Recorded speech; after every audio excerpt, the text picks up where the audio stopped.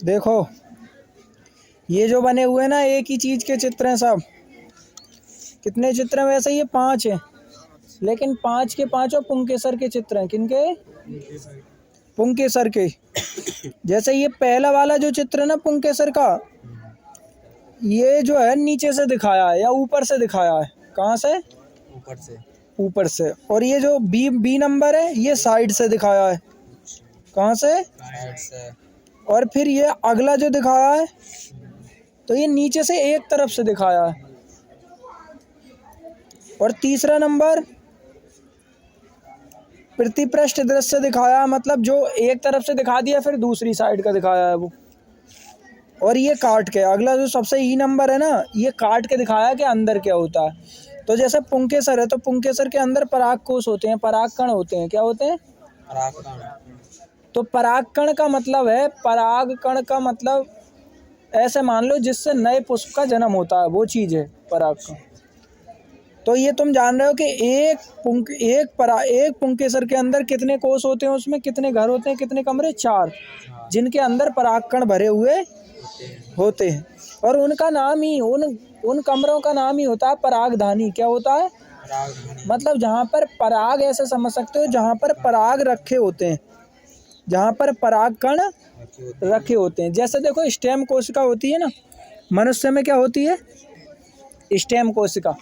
तो स्टेम कोशिका का ऐसा कार्य है कि स्टेम कोशिका अगर तुम निकालो और स्टेम कोशिका को ऐसी परिस्थिति में रख दो जहाँ उसे जो जो चीज़ की ज़रूरत है वो मिलती रहे, तो स्टेम कोशिका एक शरीर का निर्माण कर सकती है। किसका? शरीर का निर्माण। जैसे सिंगापुर में क्या है कि शरीर से स्टेम, जैसे जानवर का मांस बनाना है किसी का, कोई से जानवर का, तो सिंगापुर में क्या करा, एक स्टेम कोशिका शरीर से निकाली और लैब में रख दी मशीन में, फिर उससे ऑटोमेटिक ही मांस बढ़ने लगता है, बनने लगता है।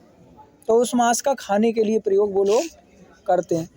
तो इसका मतलब स्टेम कोशिका वह कोशिका है जिससे नए शरीर का निर्माण किया जा सके। ऐसे ही पराग कण वो चीज़ है जो नए पुष्प का निर्माण, मतलब नए फल का निर्माण करते हैं, फिर उनसे नया पेड़ बनता है। तो यहाँ पर केवल पुंकेसर दिखाया है। पुंकेसर का मतलब है नर पुष्प। कौन? नर पुष्प। और नर पुष्प का भी वो भाग दिखाया है जिसमें क्या होते हैं? पराग कण होते हैं। और ये एक ही, मतलब पुंकेसर के ही भाग हैं सब, मगर वो साइड साइड के अलग अलग तरीके से दिखाया है। ठीक है नहीं? अब देखो नीचे वाला जो है ना, ये जो डंठल होता है नीचे, इसे हम पुंतंतु कहते हैं। क्या कहते हैं? ये दिया है नीचे। और ऊपर वाले को ये जो है जिसमें पराग कण होते हैं उसे पराग कोशक कहते हैं। क्या कहते हैं? पराग कोशक। और इन पराग कोशक के अंदर जो 4 कमरे दिखाई दे रहे हैं ये छोटे छोटे, इन्हें क्या कहते हैं? इन्हें कहते हैं परागधानी। और इनमें जो कण होते हैं उन्हें कहते हैं पराग कण। ठीक है, अगला चलते हैं।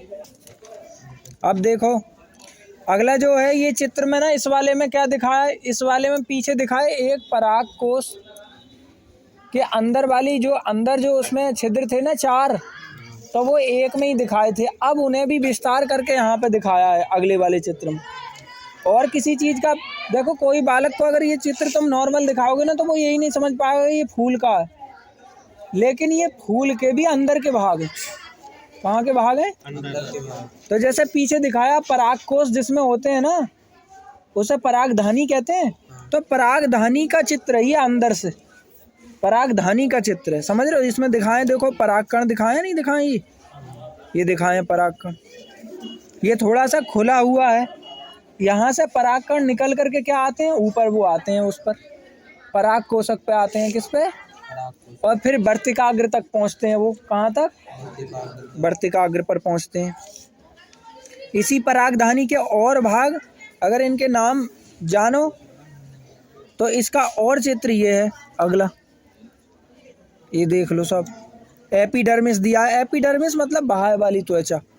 एंडोथीसियम मतलब उसके अंदर वाली। इसके ऊपर वाले चित्र में देखो, जो ऊपर वाले, सब किताब भी लेकर आया करो अपनी। फिर मध्य पत्र दिए हैं इसके अंदर, फिर टेपिटम दिया है उसके अंदर,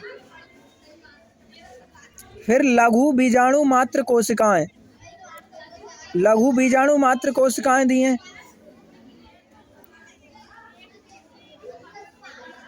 ये चीज़ें हैं, तो इन्हें ध्यान से तुम्हें करना है। इनके बारे में लिखो अब। लिखो प्रत्येक